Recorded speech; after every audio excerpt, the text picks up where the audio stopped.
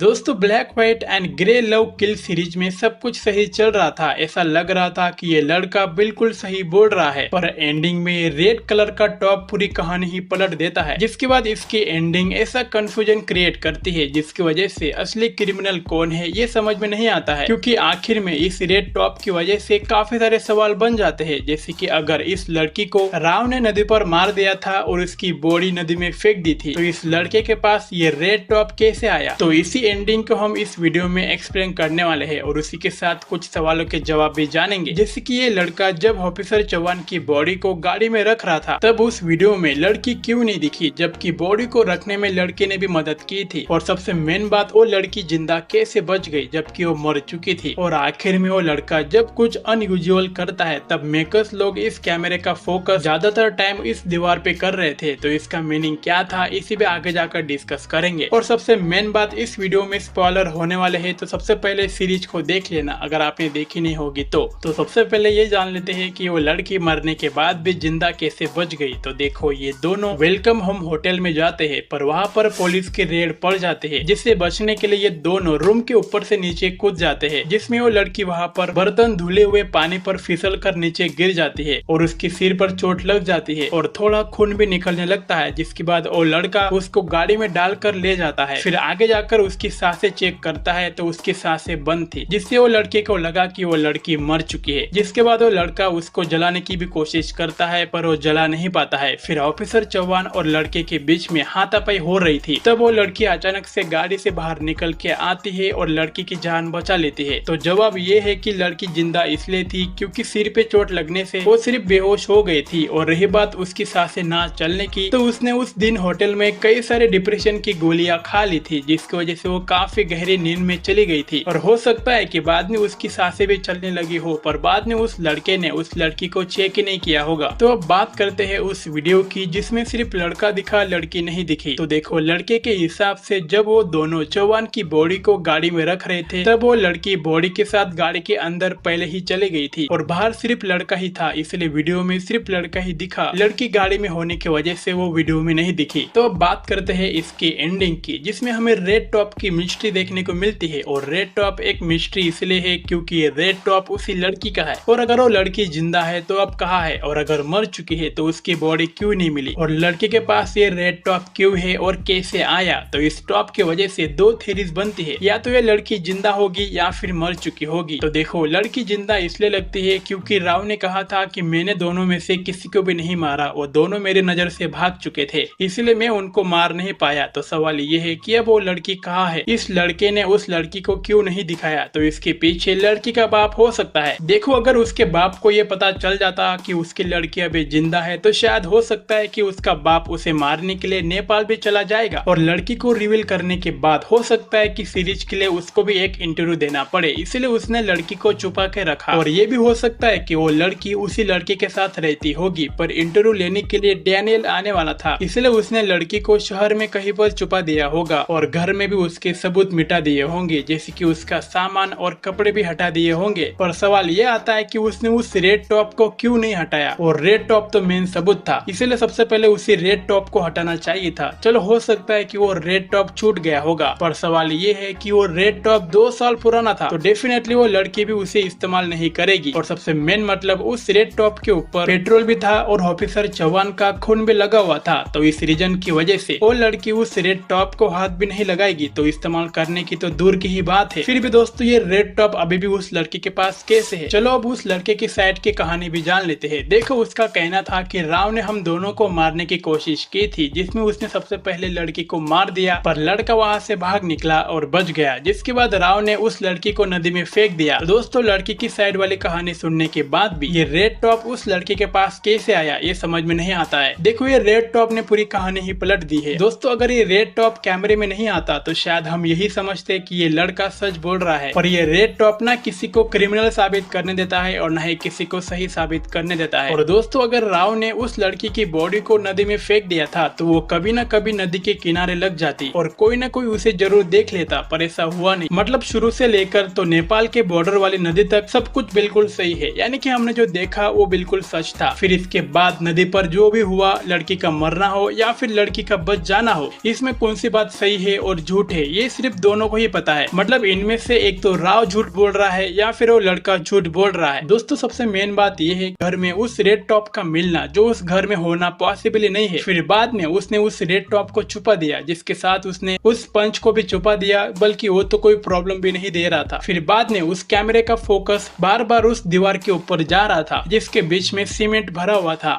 तो दोस्तों ये थी सीरीज की एंडिंग एक्सप्लेनेशन। बाकी इस रेड टॉप के बारे में आपको क्या लगता है नीचे कमेंट्स में शेयर जरूर करना। तो मिलते हैं किसी नए एक्सप्लेनेशन वीडियो के साथ, तब तक बाय।